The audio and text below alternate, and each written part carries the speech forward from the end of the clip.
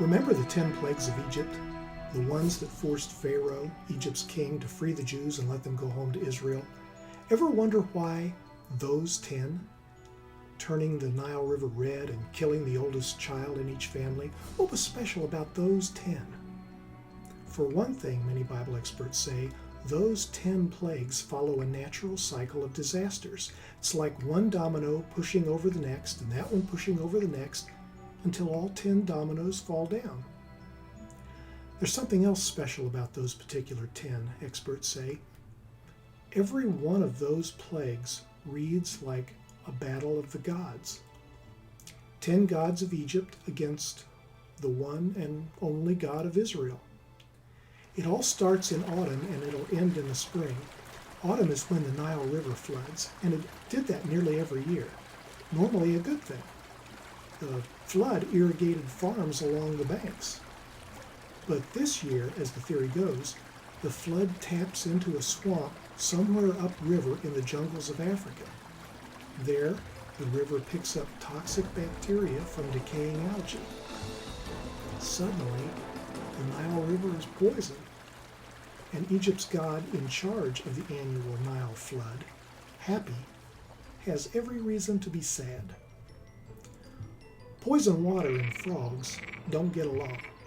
Frogs scramble up out of the river and into the countryside, where they die in droves. That's got to be embarrassing for one Egyptian god in particular, Heket. She wears a frog head. Gnats, mosquitoes, and other small critters swarm and breed in pools of receding floodwater. Magicians in Egypt try to stop it, but they can't. Big embarrassment to the god they worship, Thoth, the god of magic. Okay, remember those dead frogs? Stable flies lay eggs in decaying frog carcasses and in wet straw from the flood. Egypt's creator god, Ptah, can't seem to control those flies, critters of his own creation. Disease starts killing off the livestock. What disease? Possibly anthrax. It's sometimes transmitted through toxic drinking water. Dead cows had to embarrass Hathor, the goddess who wears cow horns. Remember those stable flies? They carry diseases that cause blisters. Isis and other Egyptian gods of health can't seem to find a cure.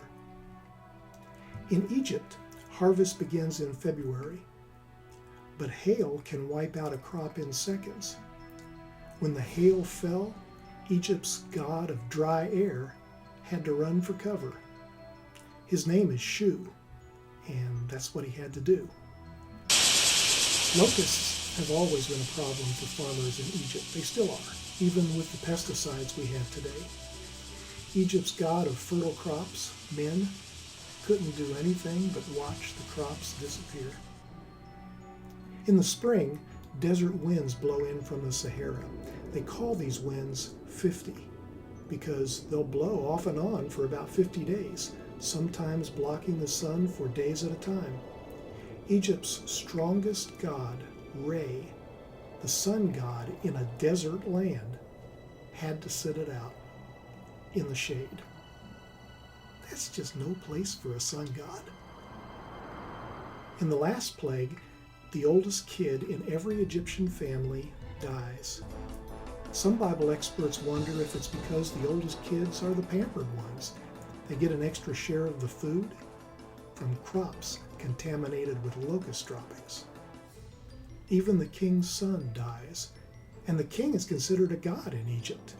He's the son of Re, Egypt's most powerful god, but even the god king is powerless. From autumn to spring, one dominoing disaster after another devastates Egypt. Not a single one of their gods can protect the Egyptians. God of Israel, 10. Gods of Egypt, zip. It's just a theory, but it's kind of interesting, isn't it?